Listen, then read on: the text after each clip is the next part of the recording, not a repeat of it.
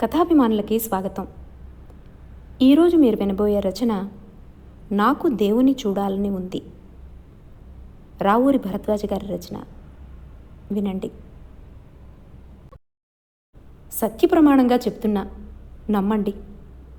గడిచిన 4-5 ఏళ్లుగా, మరీ ఖచ్చితంగా చెప్పాలంటే 5 ఏళ్లుగా నాకు దేవుని చూడాలనుంది. మీకు ఈ పాటికి తెలిసే ఉండాలే, నేను కాస్త మొండిముండా కొడుకును. నాది పరమ బండ జాతకం. ఏ పని సజావుగా సాగదు కదా అని నేను ఊరుకోను. నా అంతు అదన్నా చూడాలి, లేదా దానంతు నేనన్నా చూడాలి. ఎక్కడో ఏదో మెలిక పడుతుంది. చచ్చి చెడి దాన్ని విప్పుకుంటాను. అది విప్పుకునేలోగా ఇంకెక్కడో ఎవరో పీటముడి వేస్తారు. దాన్ని ఓపిగ్గా విడదీసుకోవాల్సిందే తప్ప విసుక్కోవడానికి లేదు. మెల్లగా ఆ పీటముడిని సరిచేసుకునే వేళకు మొత్తం దారం జారిపోయి చిక్కుపడుతుంది. ఏది మొదలో ఏది కొసో తెలియదు. అది కూడా తెలుసుకునేసరికి అసలు ఆ దారం మీదనే ఆపేక్ష పోతుంది, లేదా దాని అవసరమూ తీరిపోతుంది. అంతకుముందు నుండే ఈ కోరిక, దేవుణ్ణి చూడాలన్న కోరిక నా మనసు మారుమూలల్లో దాక్కుని ఉన్నదేమో నాకు తెలీదు. ఒకవేళ ఉన్నా మిగతా కోరికల రణగుణధ్వనుల మధ్య దీని తాలూకు గుసగుసలు ఉసిలిపోయి ఉండాలి. లోగడ ఎప్పుడూ బలంగా అనిపించలేదు. అలా అనిపించినప్పుడు ఊరుకోనూ లేదు. 1978 సంవత్సరం జూలై 5వ తేదీ బుధవారం. ఆ రోజున దేవుణ్ణి చూడ్డానికి నిశ్చయించుకున్నానంటే ఇదేదో ఏకపక్షంగా నా అంతట నేను అనుకున్నది కాదు. నాకిప్పుడు ప్రాణమిత్రులు, ఆత్మీయులు, హితైషులు చాలామంది ఉన్నారు కదా. వీరందరూ కలిసి నన్ను బాగు చేద్దామని సంకల్పించుకున్నారేమో. ఆ సంకల్పంలో ఒక చిన్న భాగమే నన్ను దేవుని దగ్గరకు తీసుకుపోవడం. ఇంతకు ముందే తమకు మనవి చేసుకున్నాను. దేవుని చూడాలన్న కోరిక నాలోనూ చాలా కాలంగా ఉండి ఉండాలి. ఆ కోరికను మా వాళ్ళు మేలుకొలిపారు. నేను సరేనన్నాను. ఆ రోజు జూలై 5 అని కదూ అన్నాను, బుధవారం అని కూడా అన్నాను కదూ. నాకు బాగా జ్ఞాపకం. ఆ రోజు ఉదయం నుండే పుల్ల చినుకు రాలడం ప్రారంభమైంది. మధ్యాహ్నానికి గాలి. ఆ ఈదురుగాలి దెబ్బకు చెట్లు అల్లాడిపోతూ గొల్లుమని గోల పెడుతున్నాయి. ఆకాశమంతా వాన మబ్బులతో బరువెక్కిపోయింది. ఆ బరువును ఆచుకోలేక అప్పుడప్పుడు అది బాధగా మూలుగుతోంది. మూలగనప్పుడు ఎవరో మెరుపు కొరడాలతో ఫణేలు మనిపిస్తున్నారు. సాయంకాలం 4 గంటలైంది. నా హితులందరూ నా కోసం ఎదురు చూస్తూ ఉంటారు. అదీగాక అప్పటికి వాన కూడా కాస్త వెనకబడింది. రోడ్ల నిండా మోకాలి లోతున రొదలు పెడుతూ బురద నీరు. ఆ నీటిని చీల్చుకుంటూ చిందగొడుతూ కార్లు, బస్సులు, లారీలు. చిందిన నీరు మీద పడకుండా తప్పుకుంటున్న నా వంటి వారు. ఆకాశవాణి నుంచి మా ఇంటికి రావడానికి 2 దోవలున్నాయి. ఆ రెండింటిలోనూ ఒక దోవంటే నాకు చాలా ఇష్టం. మరీ కొండ మునిగిపోయేటంతటిదేమన్నా జరిగితే తప్ప నేను ఆ దోవనే వస్తాను, ఆ దోవనే పోతాను. ఎందుకో చెప్పనా, నాకు నూజీడీలంటే చాలా ఇష్టం. మునెమ్మను నేను 4-5 ఏళ్లుగా చూస్తున్నా. అంతకుముందు ఎక్కడున్నదో, ఎలా బతికిందో నాకు తెలీదు. 5 ఏళ్ల కిందట కొత్తగా ఏర్పాటైన స్కూలు గేటుకు ఎదురుగ్గా ఉన్న చింత చెట్టు దగ్గర ఓ చిన్న గోనెపట్టా పరుచుకొని మరీ చిన్న వ్యాపారం ప్రారంభించింది మునెమ్మ.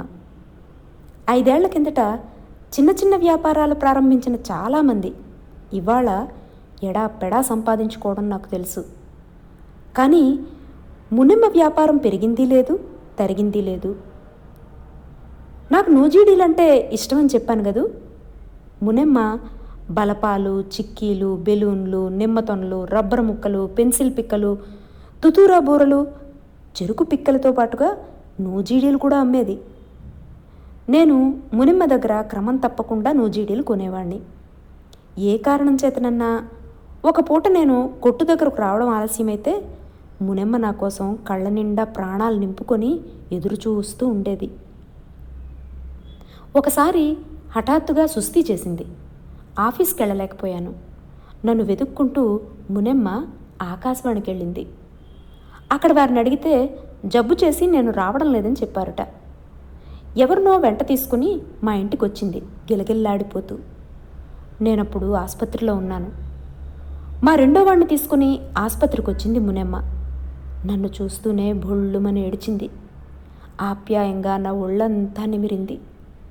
రొంటి నుండి 2 నూజివీడులు తీసి నాకు తినిపించింది. అప్పటినుంచి మునిమ్మ మా ఇంట్లో వారందరికీ దోస్తు. అసలు సంగతికి వస్తున్నాను. అవేళ నేను దేవుణ్ణి తప్పకుండా చూడవలసిన రోజు కదా. అందుకోసం పెందరాడే బయలుదేరాను కదా. ఈలోగానేమో చచ్చేంత వాన కురిసి వల్లమాలిన ఈదురుగాళ్ళు అతలాకుతలం చేసేశాయి కదా. అయినా నూజివీడుల మీద నాకు మమకారం చావలేదు. రోడ్డు మలుపు తిరిగి స్కూల్ కేసు చూశాను. పాకలన్నీ ఒరిగిపోయాయి. రోడ్డుకి ఇద్దరిగా ఉండవలసిన చెట్టు కూలి గేటు మీదకు వాలిపోయింది. చెట్టు మొదట్లో గువ్వలాగా గునగునలాడుతూ ఉండవలసిన మునిమ్మేది? కొంపతీసి నెత్తురంతా ఎగిసినట్లయింది. కొమ్మలు తప్పించి, గేటు తప్పించి, ఒరిగిపోయిన పాకను తప్పించి మునిమ్మ కోసం వెతికాను. కొంచెంగా ఒరిగిన తాడిబొత్తం మీద నిలబడ్డ కప్పు కింద గజగజలాడిపోతూ కనిపించింది మునిమ్మ. అవ్వా, ఇంటికి పోదాన్రా. ఆన తక్కువాయిగా బిడ్డ అన్నది మునిమ్మ. మునిమ్మ సరుకులన్నీ తడిసిపోయాయి. వాటికేసి చూస్తూ ఏడిచింది మునిమ్మ. సరుకుల మూటను మునిమ్మవ్వను ఇంటికి తీసుకొచ్చేసరికి మరీ పొద్దుపోయింది. అవ్వను వరండాలో కూర్చోబెట్టి నేను మధ్య హాల్లోకి వచ్చాను. గోపి గయ్యమని లేచాడు. నిన్ను బాగు చేయడం హరిహరాదుల వల్ల కూడా కాదు నాన్న. నీకెలాగూ తోచదు సరే, తోచిన వాళ్ళు చెప్పినట్లన్నా చెయ్యవు కదా. ఇప్పటిదాకా వాళ్ళంతా చూసి చూసి విసిగెత్తి వెళ్ళిపోయారు. నువ్వు తడిసిపోతావేమోనని ఆఫీసు కారు కూడా పంపించారు.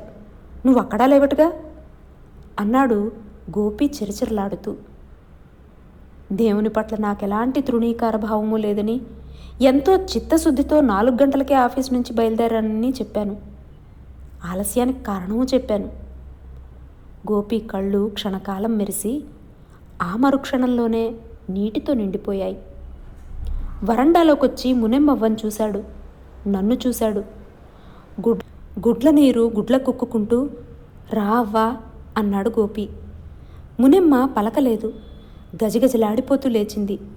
చలికి కొంకర్లు పోతున్న 2 చేతులతో నా తలను పట్టుకొని చిన్న డీడిక్కి ఇచ్చింది. ఇచ్చాక నా ఆయువు పోసుకు బతుకు బిడ్డ అన్నది మునిమ్మవ్వ.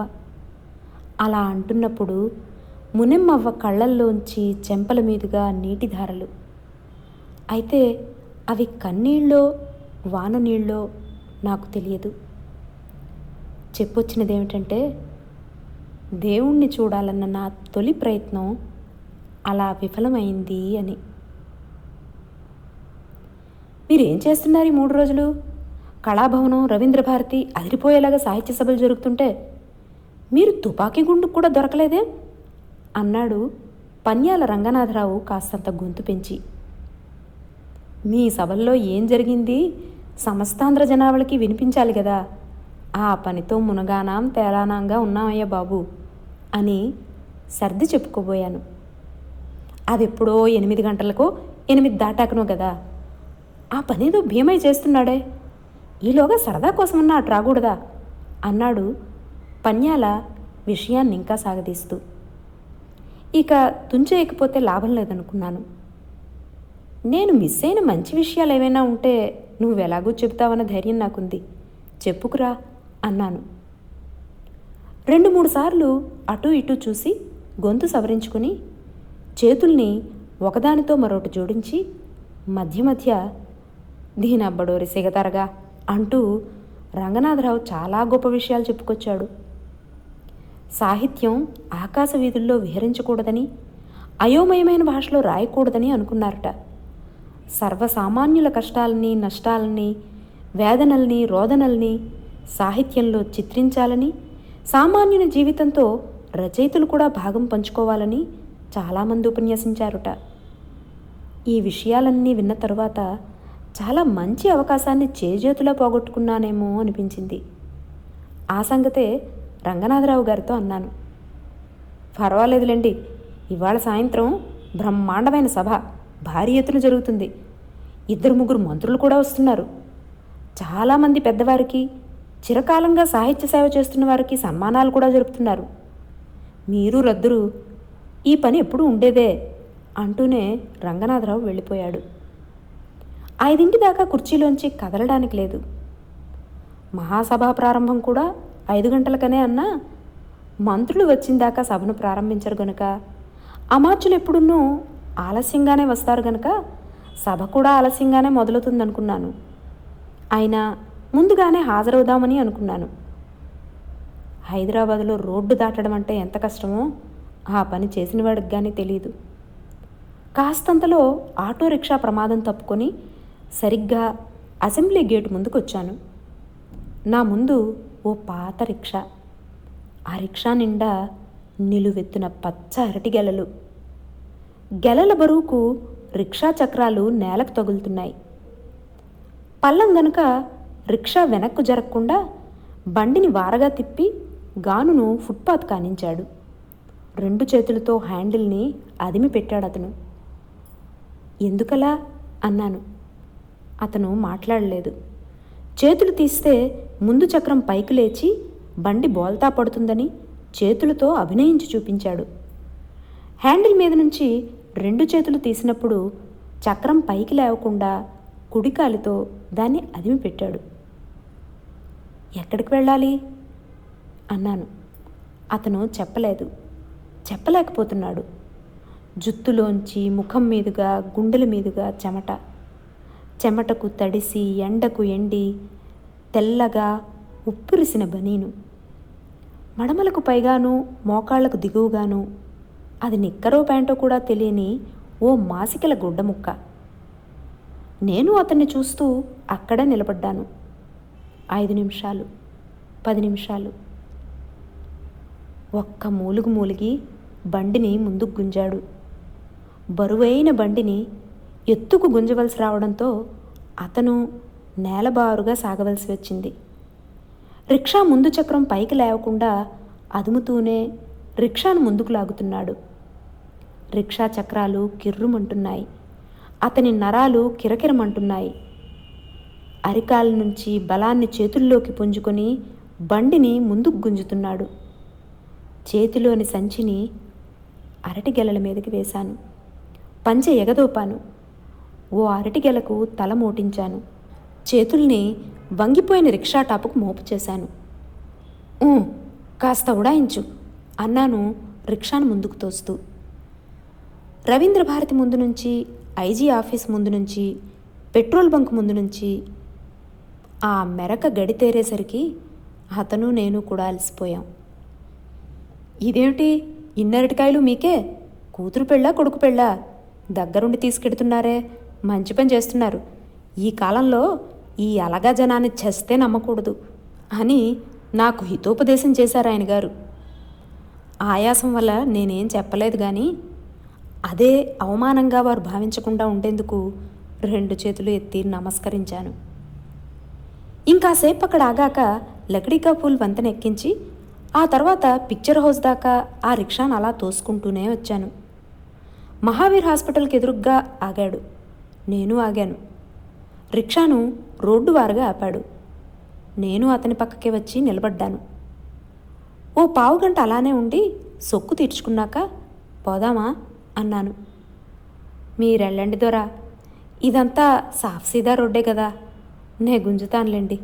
ఇక మీరు వెళ్ళండి దొరా, 10 కాలాల పాటు చల్లగా బతకండి దొరా. నా 2 చేతులు పట్టుకొని నా కళ్ళల్లోకి చూస్తూ అన్నాడు అతను. అన్నట్టు చెప్పడం మర్చిపోయాను. ఆ రోజున నేను భగవంతుణ్ణి చూడాలనుకోలేదు. సాహిత్య సభల్లో పాల్గొని బుద్ధిని వికసింపచేసుకుందామని, జన్మను చరితార్థం చేసుకుందామని అనుకున్నాను. కానీ కర్మం, ఏమీ చేసుకోలేకపోయాను. 1980 అక్టోబర్ 26వ తేదీ ఆదివారం ఉదయం 6:45కు విశాఖ నుండి అరకు లోయకు ప్రయాణం. అందుకు కావలసిన ఏర్పాట్లన్నీ హిందీ మాస్టర్ చేశారు. అసలు మా కారుకు గురువులు డ్రైవర్గా రావాల్సింది. హైదరాబాద్ నుంచి చైర్మన్ గారు వస్తున్నారట, గురువులేమో చైర్మన్ గారి డ్రైవర్ అట. అందుకని నాకు వేరే కారును వేరే డ్రైవర్ను అప్పారావు గారు ఏర్పాటు చేశారు. విశాఖ శ్రీకాకుళం జిల్లాలు నాకు మరీ కొత్తవేమీ కావు. 1952 నుండి 1955 దాకా ఈ జిల్లాల్లోని మారుమూల ప్రాంతాలు కూడా తిరిగాను. అయితే ఆ తిరగడం వేరు, ఈ తిరగడం వేరు. ఆ తిరగడంలోని విశేషాలను గుర్తుకు తెచ్చుకుంటూ చెప్తున్నాను. కారు కీచుమంటూ ఆగిపోయింది. ఏమిటయ్యా? పంక్చర్ అయిందండి, అదృష్టం, ఊరి ముందు జరిగింది కనుక బతికిపోయాం అని గొణుక్కున్నాడు డ్రైవరు. బండిని ఓ 10 గజాలు తోసి అక్కడున్న ఓ సైకిల్ షాప్ ముందాపి కొత్త చక్రం బిగించమని, పాతదాన్ని బాగు చేయమని చెప్పాడు డ్రైవరు తను ఊళ్ళోకి వెళ్తూ. మా ఆవిడ పిల్లలు కూడా శృంగవరపుకోట ఊరు చూడడం కోసం వెళ్ళారు. ఇక్కడ టీ దొరుకుతుందా బాబు అన్నాను షాపతన్తో. క్షణం అన్నాడు షాపతను. షెడ్లోంచి రోడ్డు మీదకి వచ్చి, అరే నా చిన్న కొడక, బాబుగారు వచ్చేసిండ్రు, పట్నం బాబుగారు, 7 టీలు పట్టరారు కొడక, మంచి పొడేసి మేగడ పాలేసి చేయరోయ్ బామర్దే అని కేకేశాడు బిగ్గరగా. ఈ పిలుపులు అపహాస్యాలు నాకేం కొత్తవి కావు కనుక ఆశ్చర్యపోలేదు. కాసేపటికి ఓ చేత్తో 2 టీలు, ఇంకో చేత్తో 2 గ్లాసులు మంచినీళ్లు తీసుకొని 10 ఏళ్ల కుర్రాడొచ్చి నిలబడ్డాడు.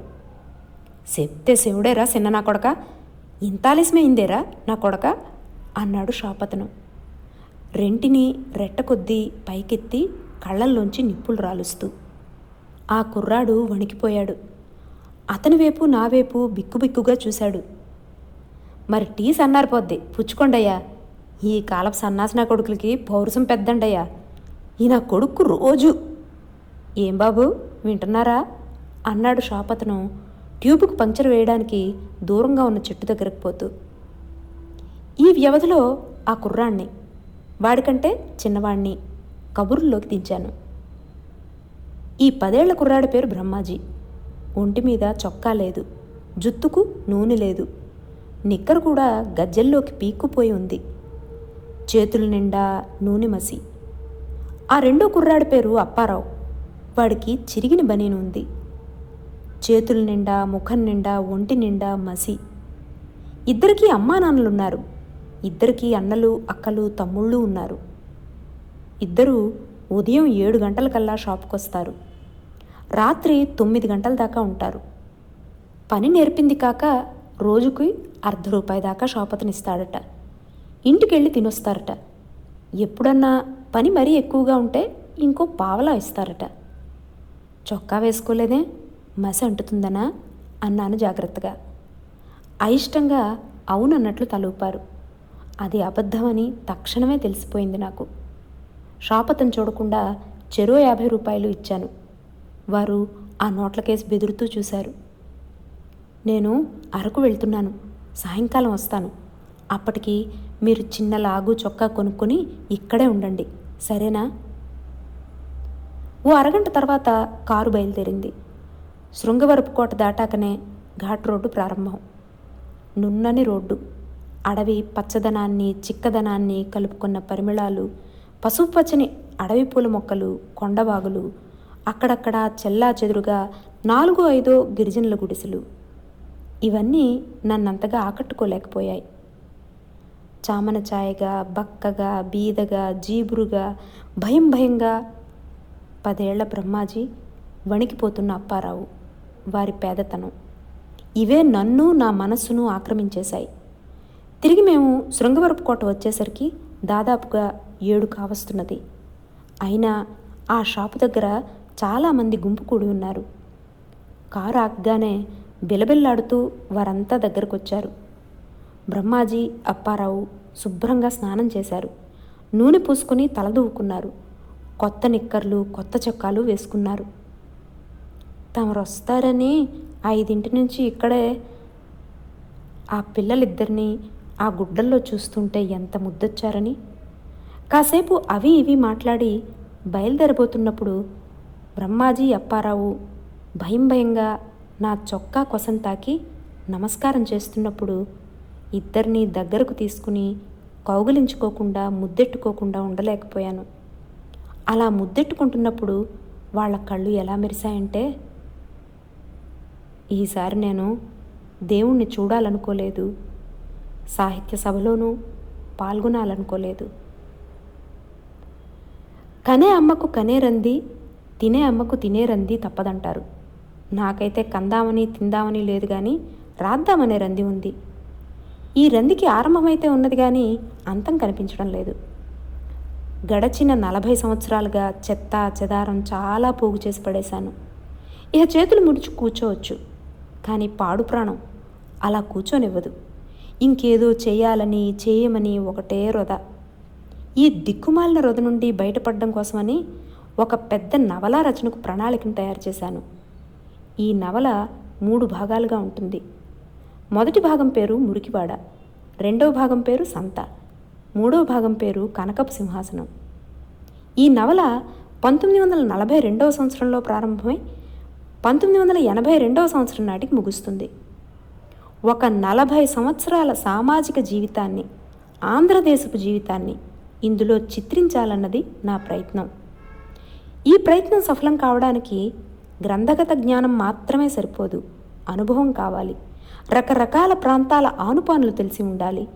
మనుషులు, వారి ఆర్థిక స్థితిగతులు తెలిసి ఉండాలి. ఇవి తెలుసుకోవడం కోసం నేను రాష్ట్రంలోని మారుమూల ప్రాంతాల్లో తిరగవలసి వచ్చింది. ఈ నవల్లో ఒకచోట బాగా వెనుకబడిన ప్రాంత ప్రజలు, వారిని దోచుకు తినే మైదాన ప్రాంతపు వ్యాపారస్తులు వస్తారు. ఈ వివరాల సేకరణ కోసం శ్రీరామ్ సాగర్ ప్రాజెక్టు ప్రాంతాన్ని ఎన్నుకున్నాను. 1982 ఏప్రిల్ 10వ తేదీ శనివారం. శ్రీరామ్ సాగర్ ప్రాజెక్టును చూసి ఆశ్చర్యపోయాను. ప్రకృతిని మచ్చిక చేసుకోవడం కోసం మానవుడు చేస్తున్న ప్రయత్నాలు ఈ రూపంలో ఇక్కడ కనబడుతున్నాయి. ఎత్తుగా కట్ట, దాని వెనుక గోదావరి జలాలు, అవి కాలవలోకి దూకుతూ పరిగెడుతూ పొలాల్లోకి చొచ్చుకురావడం. కొత్త కాలవ కట్ట మీదుగా సుమారు 25 కిలోమీటర్ల ప్రయాణం. చివరకు స్వర్ణనది దాకా వచ్చాం. అక్కడో అక్కిలేరు నిర్మిస్తున్నారు. అక్కడున్న కూలీలను కలుసుకుని కబుర్ల్లోకి దింపాను. అలా దింపినందుకు గుత్తేదారు, అతని మేస్త్రి నా వైపు గుర్రుగా చూస్తున్నారు. వాళ్ళు చెప్పిన దాని సారాంశం ఇది. వారిది పాలమూరు. తరతరాలుగా రెక్కల మీదనే ఆధారపడి జీవిస్తున్నారు. పొలాలు లేవు, ఉన్నా పండవు. పండిన దొరలు దక్కనీరు. పంట ప్రజకు దక్కితే మాట వినరని దొరల భయం. ఏడాదికొకసారి గుత్తేదారులో వారి మేస్త్రీలో వస్తారు. వచ్చి మనిషికి 1000 రూపాయల చొప్పున అప్పులిస్తారు. ఈ అప్పును నెలకు 125 రూపాయల చొప్పున 8 మాసాల్లో తీర్చుకోవాలి. ఇలా తీర్చుకోవడానికి ఆ గుత్తేదారు పని చూపెడతాడు. ఈ పని ఉదయం 6 గంటలకు ప్రారంభమై సాయంకాలం 6 గంటల దాకా ఉంటుంది. ఈ పని చేసినందుకు కూలి డబ్బులంటూ గుత్తేదారివ్వడు. ఉదయం 10 గంటలకు ఒకసారి, సాయంకాలం 4 గంటలకు ఒకసారి పశువులకిచ్చే మడ్డికూడు లాంటిది పెడతాడు. ఇంకే సదుపాయాలు ఉండవు. ఈలోగా ఏదన్నా అవసరం పడి 5దో 10దో తీసుకుంటే ఆ వార అదనంగా పనిచేయవలసి ఉంటుంది. పిల్లలు పనిచేయడానికి అభ్యంతరం లేదు కానీ గుత్తేదారు వారికి డబ్బులు ఇవ్వడు, బిస్కెట్లు ఇస్తాడు. ఒక కుటుంబంలోని 4 పెద్దవాళ్ళు 4000 తీసుకుంటే ఆ 4 ఒకే చోట పనిచేస్తారన్న గ్యారంటీ లేదు. లచ్చమ్మ సంగతి సరిగ్గా అలానే జరిగింది. నరసింహులు హైదరాబాదులో రోడ్డు పని చేస్తున్నాడు. లచ్చమ్మ అక్కిలేరు పనిలో ఉంది. ఇక్కడికి వచ్చే నాటికే లచ్చమ్మకు 4వ నెల. వచ్చి 4 మాసాలైంది.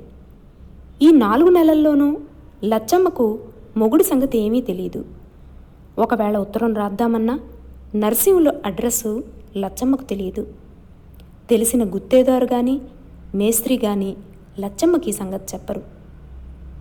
8 నెలల గర్భవతి చిటపటలాడే ఎండలో రాళ్లు పగలగొట్టడము, కొట్టిన రాళ్లను ఏరి తట్టల్లోకి సర్దడము చేయవలసిన పనేనా? క్షణం పాలు మాలితే బండబూతులు తిట్టే గుత్తేదారు, వాడి కనుసన్నల్లో మెలుగుతూ వాడికి అనుకూలంగా పనులు నడిపించే మేస్త్రి గారు లచ్చమ్మ లాంటి వారి మీద ఒక కన్ను కాదు 2 కళ్ళు వేసి ఉంచుతారు. ఎందుకనా? లచ్చమ్మ కనుముక్కు తీరు తిన్నగా ఉంటుంది కనుక. హేయ్య తీసినా 4 నెలలాయే, ఇంక 4 నెలలు దొరకాడ ఉండాలే, దొర చెప్పింది చెయ్యాలే.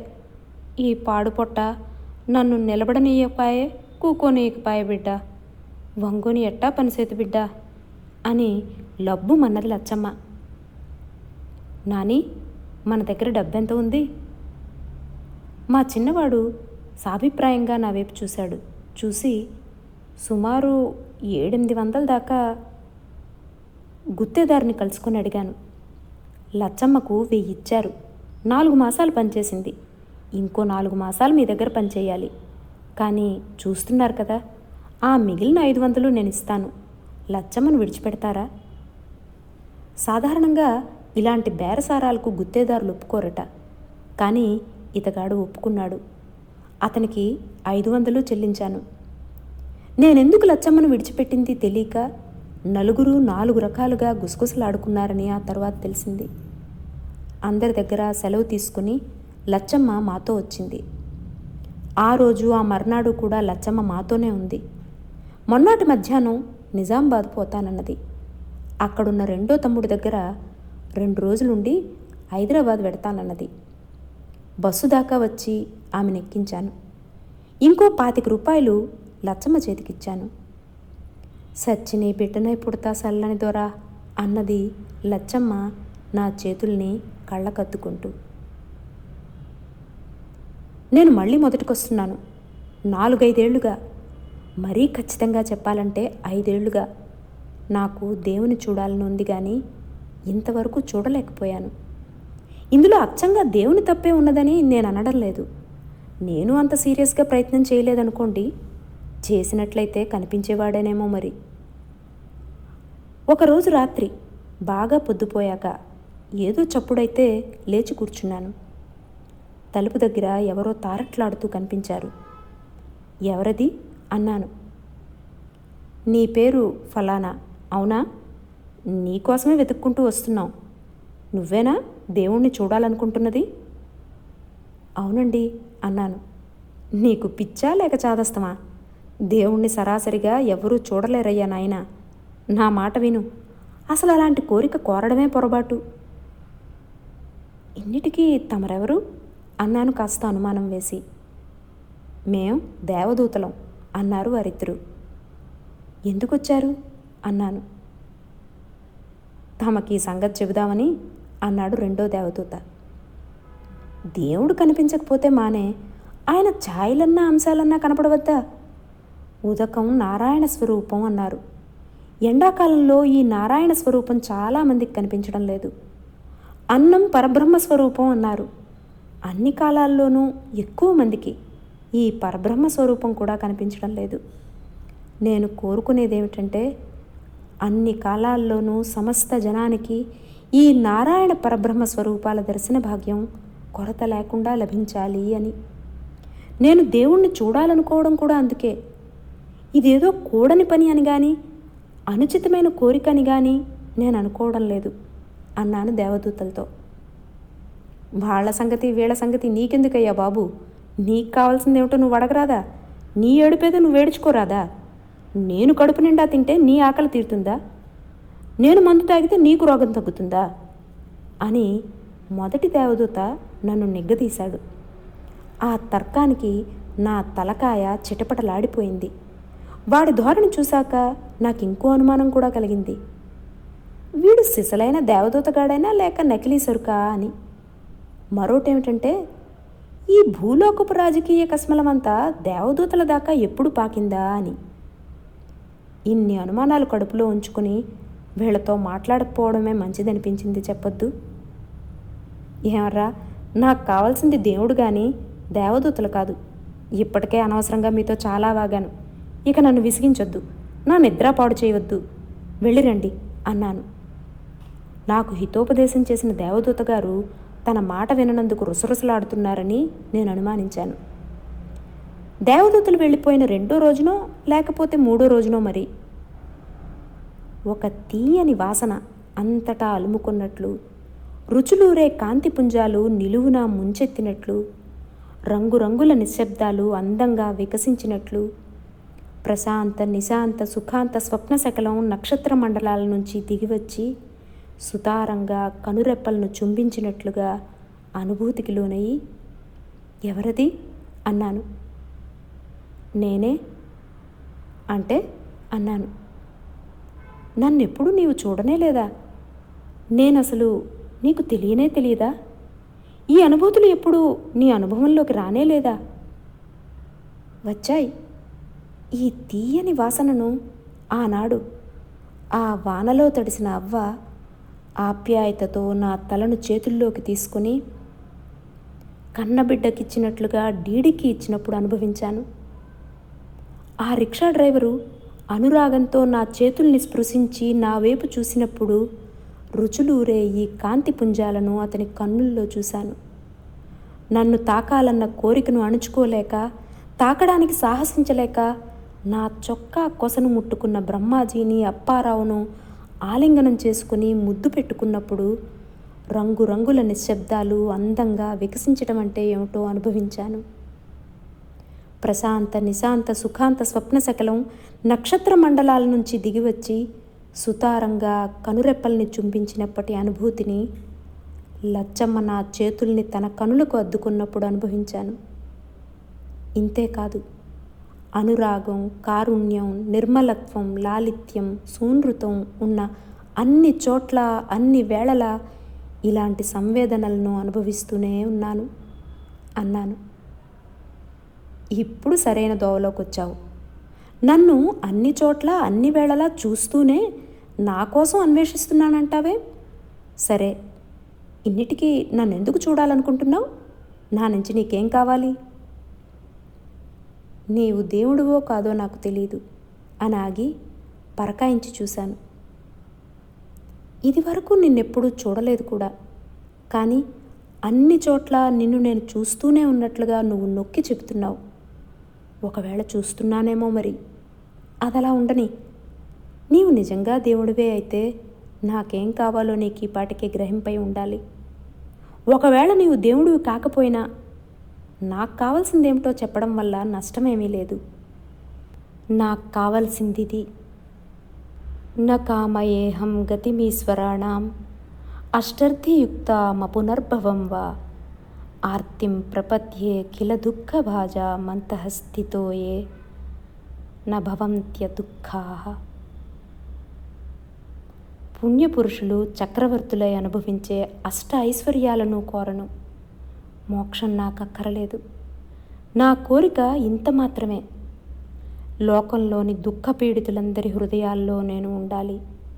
వారి బాధలన్నీ నేను అనుభవించి అయినా సరే వారి దుఃఖాన్ని నేను పోగొట్టాలి. అందుకే, ఇలా చేసేందుకే, చేసే శక్తిని పొందేందుకే నేను దేవుణ్ణి చూడాలనుకుంటున్నాను.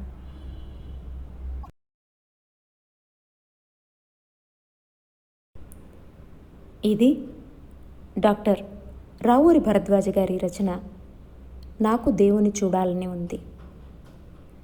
వచ్చేసారి మరో మంచి కథతో కలుద్దాం. అంతవరకు సెలవు. నమస్కారం.